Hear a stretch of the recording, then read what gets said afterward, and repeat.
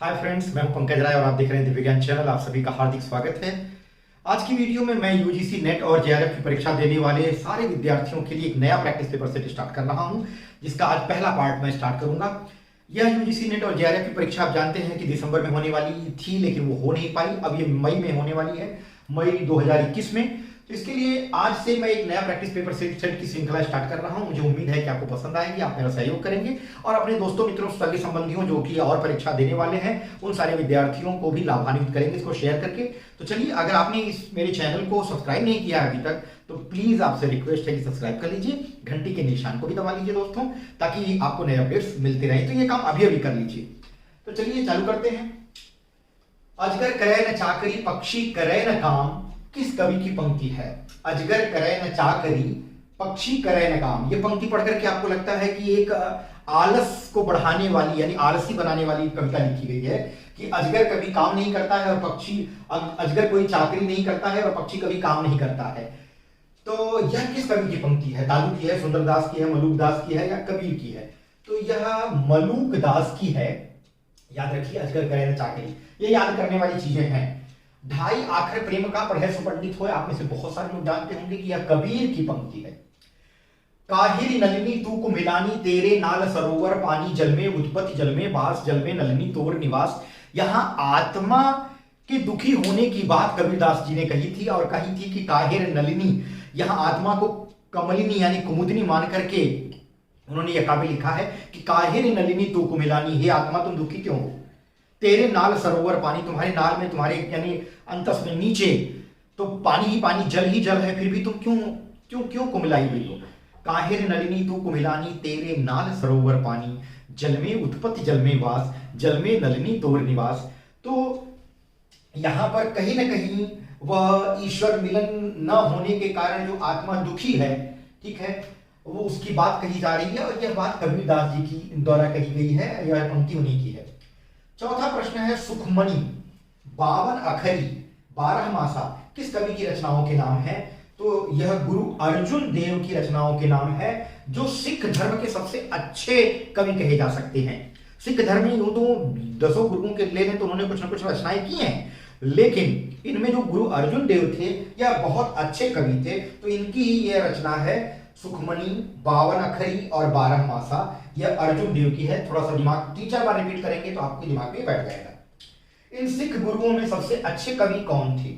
तो इन सिख गुरुओं के नाम लिखे गए हैं, 4 गुरुओं के नाम, गुरु नानक जी, गुरु अर्जुन देव, गुरु अंगद और गुरु रामदास। इसमें मैंने आपको बताया कि गुरु अर्जुन देव सबसे अच्छे कवि थे और इनकी कुछ काव्यों के नाम मैंने यहां पर बता दिया आपको। छठवां प्रश्न है, आषाढ़ दीवार, सोहिला, रहीदास किस कवि की रचनाएं हैं? मैंने आपको जो गुरु नानक जी के बारे में पढ़ाया था, जो वीडियो डाली है उसमें देख लीजिएगा। इन रचनाओं के अलावा कुछ और गुरु नानक जी की रचनाओं के बारे में मैंने बात किया है, तो ये गुरु नानक जी की रचनाएं हैं।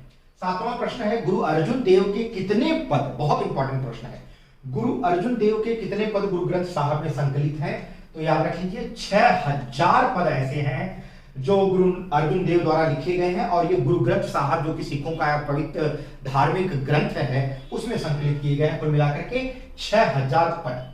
आगे आ जाएगा 8वां प्रश्न, सुंदर ग्रंथावली का संकलन किसने किया था? सुंदर ग्रंथावली का संकलन किया था पुरोहित हरिनारायण शर्मा। संकलन किया था, लिखा नहीं था। आगे आ जाइए 9वां प्रश्न, समाधि जोग ग्रंथ किस संत कवि की रचना है? समाधि जोग, तो समाधि जोग ये है मलूक दास द्वारा रचित, ठीक है, इनकी रचना है। आगे आ जाएगा हरडे वाणी के रचयिता कौन है? हरडे वाणी के रचयिता हैं दादू दयाल, जिन्होंने दादू पंथ की स्थापना की थी। दादू पंथ, ठीक है, दादू दयाल जिन्हें दादू पंथ की स्थापना की थी। यह भी ज्ञानाश्रय शाखा के कवि थे, यानी संत काव्य धारा की ये भी कवि हैं, बहुत महत्वपूर्ण कवि हैं। इनके शिष्य हुए थे सुंदरदास। तो दादू दयाल भी जो है, इन्होंने दादू दयाल एक दादू पंथ, एक अलग पंथ निकाला था और हरडे वाणी के रचयिता यही है। अब आगे के प्रश्नों को हम 11वें प्रश्न से देखेंगे। 11वां प्रश्न है, इनमें से कौन संत नहीं है? हरिदास निरंजनी, दादू दयाल, मीराबाई और सुंदरदास। तो मीराबाई जो थी उनको संत नहीं गिना जाता था। गुरु नानक का जन्म किस सन में हुआ था? गुरु नानक जी का जन्म देखिए 1469 ईस्वी में हुआ था, ठीक है, 1469। अगर इसको संवत में देखेंगे तो ये संवत 1525 में इनका जन्म हुआ था। इसमें से 57 इयर्स निकालेंगे तो 1468 होता है, थोड़ा सा डिफरेंस आ रहा है एक साल का। 1469 ईस्वी में इनका जन्म हुआ था। संवत में देखेंगे तो रिकॉर्ड मिलता है 1525 विक्रमी संवत में इनका जन्म हुआ था। सिद्धांत पंचमात्रा ग्रंथ के रचयिता कौन है? सिद्धांत पंचमात्रा इस ग्रंथ के रचयिता जो है वो राघवानंद जी हैं। ठीक है, सिद्धांत पंचमात्रा के रचयिता राघवानंद जी हैं। अब राघवानंद जी किस प्रमुख व्यक्ति के गुरु थे? तो राघवानंद जी रामानंद जी के गुरु थे, जो कि बाद में रामानंद जी कबीर के गुरु बने थे। तो कबीर के गुरु का नाम रामानंद और रामानंद के गुरु का नाम राघवानंद।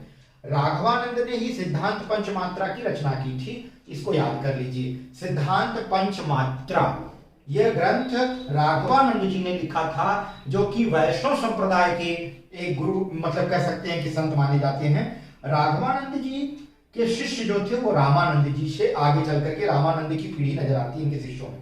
रामानंद जी का समय इनमें से क्या है? अब रामानंद जी का समय अगर आपको याद नहीं आता है तो कबीर का समय याद रखिए। कबीर का सन क्या लिया जाता है? 1398 ईस्वी में जन्म और मृत्यु ली जाती है 1518 में। कुल मिला के 120 वर्ष तक ये जिए थे। ठीक है, यहाँ 2 साल मिला देंगे तो 1400 हो जाएगा। 1400 में 100 मिलाएंगे तब जाके 15 होगा। 15 ये और 18 ये। ठीक है, तो 118 और 2 साल इसका 120 साल तक जिंदा रहे थे ये। तो इनका समय याद रखिए, किसका? कबीर दास का। 1398 में इनका जन्म हुआ था, मृत्यु 1598 में हुई थी, 1518 में, क्षमा करिए। अब इनके गुरु थे रामानंद, तो रामानंद का पीरियड भी कुछ इसी के लगभग रहा होगा। और जाहिर सी बात है, गुरु इतना लंबा तो जिएगा नहीं जितना शिष्य जिया रहता है, कुछ थोड़ा पहले ही मर गए होंगे। तो वही पीरियड दिमाग में रख करके चलिए। अगर आपको रामानंद का पीरियड याद नहीं है तो कबीर के जन्म का और मृत्यु का पीरियड याद रखिए। अब गौर कर लीजिए, 1550 से 1648 होने का सवाल ही नहीं है। 150 से 1740 इतना साल तक तो कोई जिंदा नहीं रहेगा। ये दोनों ऑप्शन गलत हो गए, बचा ये दोनों। तो ये दोनों में से देखिए, इन दोनों में से अंतिम वर्ष क्या दिया जा रहा है? 1325। 1325 नहीं बल्कि 1398 में कभी जन्मे थे। अगर 1325 में रामानंद मर जाएंगे तो उसके कई साल बाद 1398 में कबीर रामानंद जी अगर 1325 में मर जाएंगे तो 1398 में वो कबीर के गुरु कैसे बनेंगे? इसका मतलब है कि ये पीरियड भी गलत है। अब हमें ये ध्यान रखना है कि ये पीरियड आना चाहिए, यानी कबीर के जन्म वाला पीरियड यहां दिखाई दे रहा है। इसका मतलब ए विकल्प सही है। रामानंद का समय 1368 से 1468, ये 100 साल का माना गया है। आगे देखिए, इनमें से रामानंद का शिष्य कौन नहीं है? कबीर रामानंद के शिष्य थे, पीपा भी थे, धन्ना भी थे। चतुर्भुज दास इनके शिष्य नहीं थे, डी विकल्प सही होगा। अगला प्रश्न है, तत्वदीप निबंध के लेखक कौन है? तत्वदीप निबंध के लेखक थे मध्वाचार्य जी। याद करने का विषय है, मध्वाचार्य जी ब्रह्म संप्रदाय के संस्थापक थे और ब्रह्म संप्रदाय में इन्होंने कौन सा सिद्धांत प्रतिपादित किया था? द्वैतवाद मध्वाचार्य जी ने। ठीक है, ब्रह्म संप्रदाय, द्वैतवाद सिद्धांत और तत्वदीप निबंध के लेखक हैं। 3 प्रश्न यहीं से आपको मिल गया। 18वां प्रश्न देख लीजिए, बंगला भाषा में रचित रामकथा का नाम क्या है? तो ये आपको याद करना पड़ेगा, कृतवासी रामायण। बंगला भाषा में रचित जो रामायण राम कथा है उसका नाम है कृत्तिवासी रामायण। 19वां प्रश्न है, वल्लभाचार्य। अब वल्लभाचार्य कौन थे? वल्लभ संप्रदाय। जब आप कृष्ण भक्ति शाखा पढ़ेंगे तो उसमें कृष्ण आश्रयी शाखा में आपको वल्लभाचार्य जी का वल्लभ संप्रदाय मिलेगा। तो वल्लभ संप्रदाय एक तरह से कह लेंगे वैष्णव से मिलता जुलता है। वल्लभाचार्य जी के पुत्र का क्या नाम था? वल्लभाचार्य जी के पुत्र का नाम था गोस्वामी विठल नाथ। ये आप याद कर लीजिएगा। आगे आ जाइए, इनमें से कौन सी प्रवृत्ति संत काव्य की नहीं है? संत काव्य में क्या क्या चीजें पहले पाई जाती है वो देख लीजिए। जो पाई जाती है उनको निकाल दीजिए, जो बच गया वो प्रवृत्ति ऐसी होगी जो नहीं पाई जाती। गुरु की महत्ता हम पाते हैं संत काव्य धारा में। कबीर ने खुद लिखा है, गुरु गोविंद दो खड़े काके लागो पाए। तो ये तो नहीं हो सकता, ये तो उसकी विशेषता है संत काव्य की। रहस्यवादी भावना भी उसमें पाई जाती है। कई कविताएं ऐसी लिखी गई हैं जहां रहस्यवाद है, जहां ईश्वर को अपना प्रेमी बताया गया है और खुद को प्रेमिका मान करके इन्होंने काव्य लिखा है, जबकि सूफी काव्य में उल्टा होता था। सूफी काव्य में कवि जो होता था खुद को प्रेमी मानता था, ईश्वर को प्रेमिका मानता था। यहाँ उल्टा है। संत काव्य धारा और सूफी काव्य धारा में दो प्रमुख अंतर ये पाए जाते हैं कि उसके कवियों ने, सूफी काव्य के कवियों ने ज्यादातर अपने को पति मान करके ईश्वर के प्रेम में गीत लिखे हैं, या हम कह सकते हैं प्रेम व्याख्यान लिखे हुए हैं। रहस्यवादी भावना में यहाँ पे संत काव्य धारा की रहस्यवादी भावना है, जहां कवियों ने खुद को प्रेमिका माना है और ईश्वर को प्रेमी माना है। उन्होंने खुद, जैसे कबीरदास का लिखे, दुल्हन गाँव मंगल चार, हम घर आए हो राजा राम भरतार, तन रति करी मैं मन रति करी हो, पंच तत्व बराती, रामदेव मोर पाहुन आए मैं जोबन मैं माती। तो रहस्यवादी भावना वहां मिलती है। बाह्य आडंबरों का खंडन, बाह्य आडंबर जो दिखावे हैं, माला फेर जुग भया फिरा मन का फेर, कर का मन का डाल दे मन का फेर। तो ये जो माला फेरना और रामनामी ओढ़ करके बैठना, ये सब सारी चीजें जो हैं वो बाह्य आडंबर हैं, इनका विरोध किया गया है। तो ये तीनों चीजें तो प्रवृत्तियां हैं संत काव्य की। अब संत काव्य की कौन सी प्रवृत्ति नहीं है? वर्ण व्यवस्था का समर्थन। उन्होंने वर्ण व्यवस्था का समर्थन नहीं किया। अगर समर्थन करते तो विरोध नहीं करते, वो दलितों के लिए लड़ाई नहीं लड़ते, दलितों के समर्थन में बातें नहीं करते, गरीब और दबे कुचले लोगों की बातें वो नहीं करते, तमाम हिंदू और मुस्लिम की लड़ाई और उनकी एकता की बातें वो नहीं करते। तो कहीं ना कहीं वो वर्ण व्यवस्था के समर्थक नहीं बल्कि आलोचक थे। तो वर्ण व्यवस्था का समर्थन ये संत काव्य धारा की विशेषता नहीं है। अब आगे के प्रश्नों को देखेंगे। प्रश्न नंबर 21 देखेंगे आप। प्रश्न नंबर 21 है, द्वैताद्वैत के प्रवर्तक आचार्य कौन है?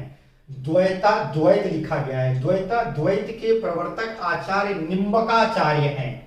ठीक है, ये द्वैताद्वैत सिद्धांत के प्रवर्तक थे और इनका संप्रदाय था सनकादि संप्रदाय। ठीक है, सनकादि संप्रदाय। आगे आ जाइए। द्वैतवाद के प्रवर्तक आचार्य कौन है? द्वैतवाद के प्रवर्तक आचार्य मैंने आपको बताया मध्वाचार्य जी हैं, पहले बताया था मैंने, और इनका संप्रदाय है ब्रह्म संप्रदाय। ठीक, द्वैताद्वैत के प्रवर्तक आचार्य है। पुष्टि मार्ग का प्रवर्तक आचार्य कौन है? पुष्टि मार्ग के प्रवर्तक आचार्य वल्लभाचार्य जी हैं और इनका संप्रदाय था वल्लभ संप्रदाय। ठीक, पुष्टि मार्ग था इनका, पुष्टि मार्ग यानी पुष्टि मार्ग सिद्धांत था। आगे आ जाए 24वां, दिव्य प्रबंधम किसके पदों का संकलन है? तो जो आलवार भक्त थे, आलवार भक्त, इनका जो है ये इनके पदों का संकलन जो है दिव्य प्रबंधम है। आगे आ जाइए। इनमें से कौन आलवार भक्त नहीं है? अब यहां देखिए, ऊपर वाले में आलवार भक्त के बाद नयमार भक्त भी कहा गया है। तो आलवार भक्त जो होते थे वो वैष्णव यानी विष्णु के पुजारी होते थे, भगवान विष्णु के, और नयमार जो होते थे वो शैव मत के अवलंबी माने जाते, यानी शिव के भक्त कहे जाते, शैव मत वाले रहते थे नयमार। तो दिव्य प्रबंधन जो था वो अलवार भक्तों के पदों का संकलन था। इनमें से कौन अलवार भक्त नहीं है? सरोयोगी अलवार भक्त थे, कुलशेखर अलवार भक्त थे, मुनिवाहन अलवार भक्त थे। सरहपा जो ही है अलवार भक्त नहीं थे, ये नाथ संप्रदाय के थे।